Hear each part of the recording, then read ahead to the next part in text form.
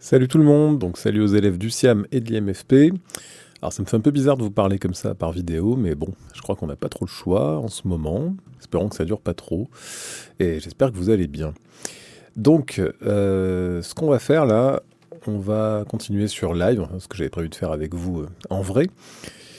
Donc on va parler des samples et donc des fonctions en fait liées à l'audio dans live. Donc pour ça, on va aller déjà chercher des samples. Alors avant ça, j'ai préparé juste une petite session avec juste du MIDI pour l'instant, voilà un truc comme ça.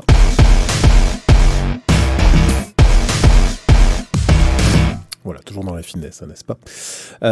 Alors on va donc sur Chrome, tac, je vais revenir et vous montrer. Voilà, donc le mieux, enfin, un des sites que je vous conseille, en tout cas vous en connaissez sûrement d'autres, c'est le site Music Radar parce qu'il propose des samples gratuits, et beaucoup. Et en plus, ils sont tous libres de droit. Voilà, actuellement, il y en a quand même 70 000, hein, on voit, donc c'est pas mal. Là, vous pouvez aller sur n'importe quelle catégorie de votre choix. Voilà. Et là, vous pouvez écouter ce qui est contenu dans le kit, en fait. Et après, il vous suffit de cliquer et ça le télécharge tout de suite. Il n'y a pas besoin de s'inscrire ou quoi que ce soit. Donc moi, j'en ai déjà récupéré un certain nombre. Donc après, pour les mettre dans le live, on pourrait très bien les glisser comme ça dans la fenêtre, mais bon, vous verrez que c'est pas le plus pratique. Moi, je vous conseille d'ajouter un dossier par ici, ce qui vous permettra de bénéficier de la pré-écoute. Voilà, par exemple, là, j'ai des samples qui sont là. Voilà. Je peux déjà les pré-écouter. Donc, on va ajouter un dossier. Donc, on va récupérer là où on les a téléchargés. Voilà. MAO, sample Music Radar. Tac. Donc après on en a plein, voilà, on peut écouter n'importe lesquels comme ça.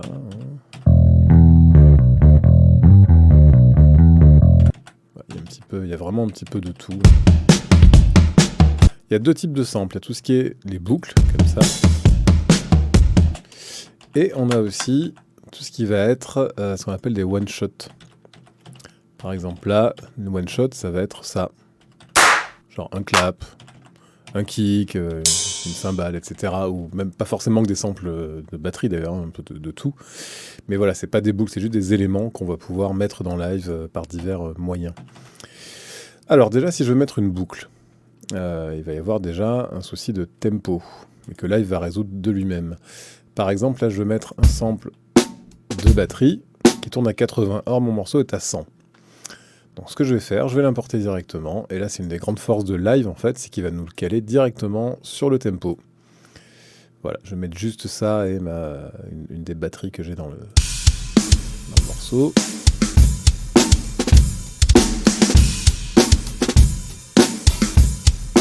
Voilà, donc ça se cale tout seul, c'est-à-dire que ma batterie qui au départ était à 80, là, elle est passée à 100 toute seule. Donc ça se fait avec ce qu'on appelle le warp de live, qui est la fonction qu'on a ici, là. Alors ça, c'est activé par défaut. C'est ce qu'on appelle en fait du time stretching.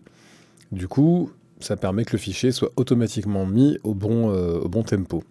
Alors évidemment, au plus on s'éloigne du tempo d'origine du fichier, au plus le traitement va s'entendre. Par exemple, là, le fichier de base est à 80, pardon. Si je descends le tempo à, j'en sais rien, 50, ça commence sérieusement à s'entendre. Si je l'accélère aussi, bien que en général quand on accélère, ça a tendance à s'entendre un peu moins, puisqu'on a moins le temps d'entendre les trucs un peu crades qui se passent. Bon, c'est quand même un peu crado, mais ça va. Donc je reviens à mon tempo de 100. Donc ça en fait, ça se fait par défaut. On voit bien qu'ici il a détecté le tempo de base du fichier. En fait, tout vient de là, c'est qu'il détecte très bien le tempo du fichier normal. Et après, il nous le met automatiquement au bon tempo. On va voir ça avec d'autres types de fichiers. Par exemple, une guitare. Hein, sauf que là aussi, donc, ça va se mettre au bon tempo, mais il va y avoir un problème de tonalité après qu'il va falloir régler aussi. Bon, revenons déjà à notre sample de batterie. Il y a un autre truc qui peut se passer, c'est que les samples, parfois, ça peut arriver qu'ils ne soient pas très bien calés. D'ailleurs, si on y fait un peu attention, là, si je mets ma batterie, les deux batteries ensemble,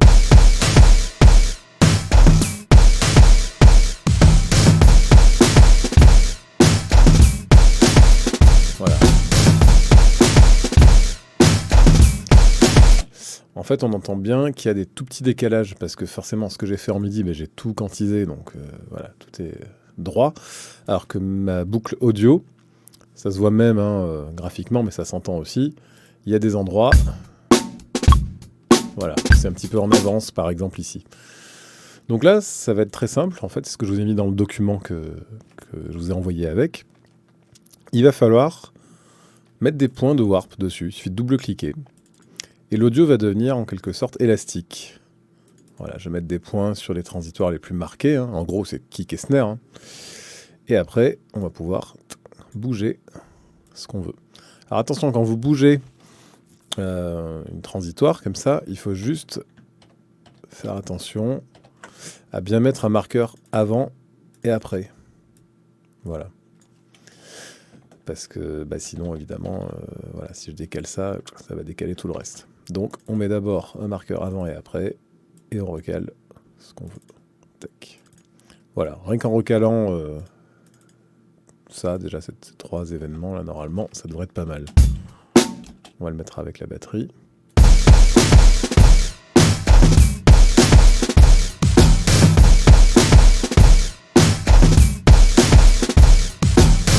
Voilà. Donc là, ça va beaucoup mieux. On aurait pu aussi le faire en quantisant, en quantifiant automatiquement. C'est-à-dire de base, quand on a le fichier qui est ouvert et tout, on fait un CTRL U ou commande U, comme je vous ai montré pour le MIDI. Voilà, et là ça quantifie tout. Le problème c'est que, comme en MIDI, il faut mettre une grille qui correspond. Là il est en 1.32, c'est beaucoup trop précis. Je pourrais le mettre facilement en 1.8 ou en 16. Voilà, là je refais quantifier. Et là normalement c'est pas mal.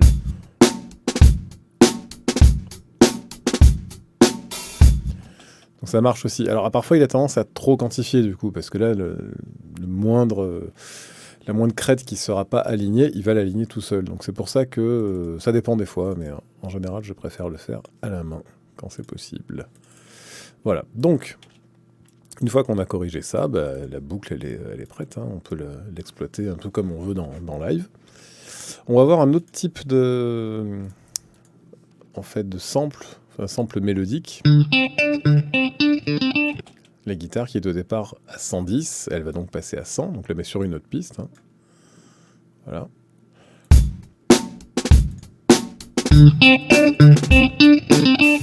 Sauf que là, on entend que c'est clairement un petit peu crade. Alors pourquoi ? En fait, ça vient de l'algorithme de warp qui est ici, en bas à gauche. Par défaut, il est sur beats, en fait, qui correspond à tout ce qui est percussif. Ça correspond un peu dans Melodine, quand je vous avais montré les algorithmes, voilà, qu'il faut changer suivant le type d'audio qui est mis dans le logiciel. C'est un peu pareil. Donc là, ce qui va se passer, c'est qu'en fait, il va falloir choisir un autre algorithme. Donc pour la batterie, ça marchait très bien tout à l'heure, mais là, pour la guitare, non. Donc ce qu'on peut faire, c'est aller dans un autre algorithme. Alors, je vous le dis tout de suite, en fait, il y a 2 algorithmes vraiment exploitables. Il y a Beats pour tout ce qui est batterie et Complex, voire Complex Pro. C'est un peu la même chose, c'est qu'en Complex Pro, on a des réglages de formant pour affiner un petit peu le traitement. Mais voilà, pour moi, c'est les 2 qui sont exploitables. Les autres, je ne dis pas qu'il ne faut pas les utiliser, mais par contre, ça va donner plus des effets. Donc, je vais vous montrer rapidement. Par exemple, sur la guitare, déjà, entre le mode Beats, où on entend clairement des découpes. Si je change et que je mets complexe, on entend que c'est encore un petit peu crade quand même, mais beaucoup moins. Disons que dans le mix, ça passerait plutôt bien. Voilà. Et après, on a d'autres choses. On a tone ou texture. Là, ça s'entend carrément plus. Vous avez des petits détails à gauche dans Live. En fait, ils vous précisent pourquoi c'est fait. À mon sens, ils sont vraiment là plus pour des effets. En plus, quand on les mélange avec de la transposition, ça donne vite des trucs crado qui peuvent être exploitables artistiquement, ceci dit. Il y a un algorithme quand même auquel on peut parler, c'est le repitch. Celui-là, c'est celui qui déforme le moins le son. Par contre, il va transposer. En fait, c'est comme une bande magnétique. Au plus le tempo va descendre, au plus on va pitcher les notes vers le bas. Voilà. Si je descends encore au niveau du tempo. Par contre, la texture du son est respectée, mais c'est juste que c'est plus les mêmes notes, donc ça peut être un petit peu emmerdant quand même. Donc voilà, on va se remettre au tempo, au tempo normal. Et je vais mettre l'algorithme complexe. Voilà. Par contre, là c'est bien, parce qu'au niveau tempo, a priori, on est bon. Hein. Par contre, au niveau des notes, c'est quand même pas, c'est pas trop ça. Parce que, en fait, mon sample était en Ré, en D, c'est marqué dessus sur le sample. C'est souvent marqué dans les bonnes librairies de samples, c'est souvent écrit. Mais mon morceau est en Fa dièse. Alors je pourrais changer mon morceau, mais bon, non. Donc du coup, on va changer l'audio. Donc là, tout ce qu'on fait sur l'audio, hein, que ce soit le warp ou la transpose qu'on va utiliser maintenant, forcément, ça déforme un peu le fichier. Hein. Alors la transposition dans le live, elle s'entend assez vite, hein, dans le sens où c'est pas mélodine, quoi. Voilà. Sauf que ça se fait en temps réel, il n'y a pas besoin de faire d'autres opérations. Donc là, Ré, pour aller en Fa dièse, il faut 4 demi-tons de plus.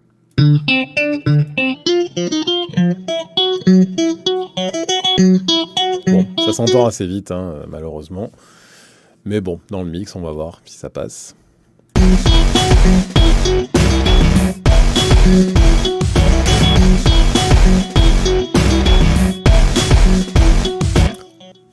Bon, ça pourrait passer. En tout cas, on est sur la bonne tonalité. Mais là aussi, au plus on s'éloigne de la tonalité de base, au plus ça va être dégueu. C'est normal. Voilà donc pour la gestion des samples, enfin des boucles pour l'instant, dans Live. Il y a des petites options ici dans la catégorie sample. Vous pouvez vous référer au PDF que je vous ai envoyé. Il y a quelques options qui sont plus ou moins utiles. Il y en a une quand même hein, que j'ai pas précisé dans le document, c'est le reverse. Bon, vous aurez vite compris ce que c'est. Hein.